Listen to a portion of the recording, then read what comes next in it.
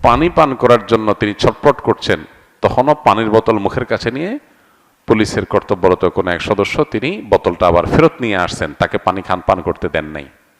পিপাসায় ছটফট করতে করতে লোকটা মারা গেল। গাজীপুরে একজন ইমামকে শিশু বলাৎকারের অভিযোগে পিটিয়ে মেরে ফেলা হয়েছে। অনেকেই বলেছে আকীদাগত পার্থক্যের কারণে মেরে ফেলা হয়েছে। তার মামলা পুলিশ নিচ্ছে না। এদেশে ইমামদের জীবনের মূল্য কি নেই তাহলে? এই ঘটনা আমারও চোখে পড়েছে এবং খুবই অবাক হয়েছি এবং কষ্ট পেয়েছি একই সঙ্গে। একজন ইমাম, তার আকীদা যাই হোক না কেন, তার চিন্তা যাই হোক না কেন, একজন আলিম, একজন সম্মানিত ইমাম, তার বিরুদ্ধে কোনো অভিযোগ উঠলে তিনি দোষী হলে 100 বার তার বিচার হবে। কিন্তু একটা অভিযোগ তুলে একটা মানুষকে পিটিয়ে মেরে ফেলা, এটা কোনো সভ্য সমাজে গ্রহণযোগ্য হতে পারে না। আমি অবাক হয়েছি যে অতি সম্প্রতি এ ধরনের যে সমস্ত মবের ঘটনা ঘটেছে, আইন হাতে তুলে নেওয়ার ঘটনা ঘটেছে, সেগুলোতে যারা সরব ছিল সে মানুষগুলো এই ঘটনায় পরিপূর্ণ নীরব। তাদের মুখ থেকে কোনো আওয়াজ আমরা শুনতে পাই নাই। কি কারণে? কারণ এখানে নিহত লোকটা একজন ইমাম, সেজন্য নিহত লোকটা একজন আলেম, সেজন্য। এই যদি হয় আমাদের সমাজের অবস্থা, তাহলে এই সমাজের জন্য কোনো কল্যাণ অপেক্ষা করছে না। যারা অন্যান্য মবের বিরুদ্ধে সোচ্চার ছিলেন, এখানে এই মবের সাথে যারা জড়িত তাদের বিরুদ্ধে সবাই সোচ্চার থাকা কর্তব্য। একটা লোক অপরাধী হলে, অপরাধ প্রমাণ হওয়ার আগ পর্যন্ত, অভিযুক্ত হলে অপরাধ প্রমাণ হওয়ার আগ পর্যন্ত তাকে অপরাধী বলা যাবে না। এখানে কি ঘটেছে আমরা কেউ জানি না, কিন্তু আমরা এটুকু জানি লোকটাকে পিটিয়ে মেরে ফেলা হয়েছে। এবং আমরা ভিডিওতে দেখেছি যে পানি পান করার জন্য তিনি ছটফট করছেন, তখনও পানির বোতল মুখের কাছে নিয়ে পুলিশের কর্তব্যরত কোনো এক সদস্য তিনি বোতলটা আবার ফেরত নিয়ে আসছেন, তাকে পানি পান করতে দেন নাই। পিপাসায় ছটফট করতে করতে লোকটা মারা গেল। এটা তো একটা সভ্য সমাজে কোনোভাবে মেনে নেওয়া যায় না। একজন মানুষ তিনি যদি অপরাধীও হন, পানি পান করতে চাইবে, তাকে পানি পান করতে দিবেন না, তাকে মেরে ফেলবেন। এটার সুষ্ঠু তদন্ত এবং বিচার দাবি করছি আমরা। অপরাধীদেরকে খুঁজে বের করে দৃষ্টান্তমূলক শাস্তি হোক। কিন্তু দুঃখজনক বিষয়, এই দেশে দাবি আমরা করে যাই, বাস্তবায়ন আমরা দেখি না। কবে যে এই দেশে আইনের শাসন প্রতিষ্ঠা হবে, কবে যে এই দেশে অপরাধ করলে মানুষ পার পাবে না, সেটা একমাত্র আল্লাহ তাআলা ভালো জানেন।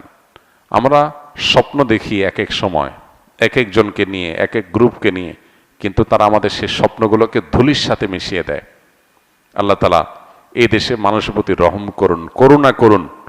আমরা যেন এই দেশে সুশাসন পাই, সেরকম নেতৃত্ব, সেরকম লোক, সেরকম পরিবেশ আল্লাহ তাআলা আমাদেরকে মেহেরবানি করে, দয়া করে, অনুগ্রহ করে, ভিক্ষাস্বরূপ আল্লাহ যেন আমাদেরকে দান করেন।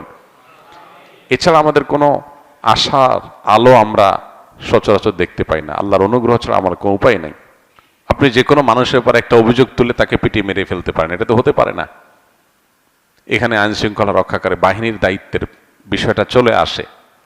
তারা এটাকে ট্যাকেল দিয়ে যথাযথ তদন্ত করে তারপর এটা নিয়ে পদক্ষেপ নেওয়া উচিত ছিল। আলেম ওলামারা, ইমাম সাহেবরা সমাজে তাদের মর্যাদা যেখানে সবচেয়ে বেশি থাকার কথা ছিল, সেখানে তাদের আজ এই দুরবস্থা। এটা খুবই দুর্ভাগ্যজনক একটা বাস্তবতা। কোন অবস্থাতে এটা মেনে নেওয়া যায় না। এই চিত্র যতবার দেখেছি ততবার ভেতর থেকে কষ্ট অনুভব করেছি প্রচন্ডভাবে। একজন ইমাম, তিনি কোন আকীদার, কোন মাসলাকের, কোন মানহাজের, এগুলো দেখার দরকার নেই। এমনকি তিনি যদি ইমাম না হয়ে একজন সাধারণ মানুষও হতেন, একই কথা ছিল। ঢাকা ইউনিভার্সিটিতে যখন একজন তরুণকে চুরির মিথ্যা অজুহাতে বা মিথ্যা সত্য যাই হোক, চুরির অভিযোগ তুলে তাকে পিটিয়ে মেরে ফেলা হয়েছে, আমরা সেটার বিরুদ্ধে কথা বলেছি। এভাবে যত রকমের মব হয়েছে আমরা জানতে পারলে সেটা নিয়ে আমরা মুখ খুলেছি। সেখানে একজন ইমামকে এভাবে পিটিয়ে মেরে ফেলা হবে, আমি মূলধারা মিডিয়াগুলোতে এটা নিয়ে তেমন কোনো হইচই দেখি নাই, টকশোগুলোতে সরগরম হতে দেখি নাই। কারণ কি? লোকটা একজন ইমাম। যে দেশে, যে সমাজে ওলামায়ে কেরামের প্রতি ন্যূনতম শ্রদ্ধা এবং দায়িত্বশীলতা থাকবে না, সে সমাজের জন্য কোনো কল্যাণ অপেক্ষা করতে পারে না। আল্লাহ আমাদেরকে আমাদের যার যার জায়গা থেকে দায়িত্বশীল আচরণ করার তৌফিক দান করুন। সেকুলার এবং নাস্তিক যারা এদেশের তথাকথিত সুশীল সাজে, এখানে যদি আজকে ইমামের জায়গায় কোনো হিন্দু পণ্ডিত, অন্য ধর্মের কেউ তার ব্যাপারে এরকম কোনো অভিযোগের ভিত্তিতে মানুষ পিটিয়ে তাকে মেরে ফেলতো, তাকে পানি না দিত, তাহলে দেখতেন তাদের মায়া কান্না কত প্রকার কি কি। যেহেতু লোকটা ইমাম, সেজন্য সব চুপ হয়ে গেছে। এই লোকগুলোর ভণ্ডামি এবং এদের মানবিক খেলা, এদের নিজেদের ভালো মানুষের মুখোশ পরা, এ সম্পর্কে আমাদের বারবার করে বিভিন্ন ঘটনাগুলোতে আমাদের চোখ খুলে যায়, কিন্তু এরপর আমরা মানুষ চিনতে পারি না। এদেশের প্রকৃত বন্ধু ওলামা একরাম। ওলামা একরামের চাইতে এদেশের প্রকৃত এবং সত্যিকারের বন্ধু আর কেউ নাই আসলে। সকল অনাচারে দেখবেন ওলামারা মুখ খুলেছেন, সবাই হয়তো পরে বুঝছেন। আলেমরা যখন বলেছেন তখন তাদেরকে বুঝেন নাই। পার্বত্য চট্টগ্রামের স্বাধীনতা বিপন্ন হতে পারে, আলেমরা সবার আগে আশঙ্কা করেছেন এবং সতর্ক করেছেন। খ্রিস্টান মিশনারিগুলো সেখানে নানান ষড়যন্ত্রের বীজ বপন করছে, বহু যুগ আগে থেকে আলেমরা বলে আসছে, আপনারা কানে নেন নাই। কিন্তু যখন বিপদ কাছায় গেছে তখন আপনারা নড়ে চড়ে বসেছেন। ওলামা একরাম বিভিন্ন অপসংস্কৃতির বিরুদ্ধে কথা বলে, তখন আমরা অনেকে শুনি না, কিন্তু যখন সর্বনাশ আমাদের হয়ে যায় তখন আমরা হয়তো নড়ে চড়ে বসি। আল্লাহ তাআলা আমাদেরকে সম্বিত যেন ফিরে পাই, আমাদের বিবেচনা বোধ যেন জাগ্রত হয়, সত্য আর অসত্য যেন আমরা বুঝতে পারি, সেই তৌফিক দান করুন। ওলামা একরামের প্রকৃত মর্যাদা, আলেম সমাজের মর্যাদা আমাদেরকে দেওয়ার তৌফিক দান করুন। আলেমদের লেবাস পরে যদি কেউ অন্যায় করে, শতকণ্ঠে আমরা তার বিচার চাই, অবশ্যই তার বিচার করা হোক।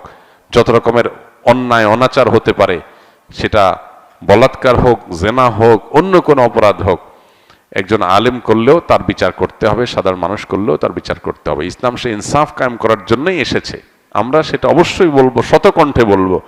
কোনো আলেম কোনো অন্যায় করলে সেটা সবার আগে আমরা প্রতিবাদ করার চেষ্টা করি, সেটা অন্যায়কে অন্যায় বলার চেষ্টা করি। কিন্তু একজন আলেমকে অভিযোগ দিয়ে প্রমাণ হওয়ার আগে পিটিয়ে মেরে ফেলবেন এবং একটা সমাজ চেয়ে চেয়ে দেখবে, এটা নিয়ে তেমন কোনো আলোচনাও নাই, হইচই নাই, এটা নিয়ে টকশোগুলো গরম হচ্ছে না, টেলিভিশনগুলোতে আলোচনা তেমন একটা শোনা যাচ্ছে না। এটা দুর্ভাগ্যজনক।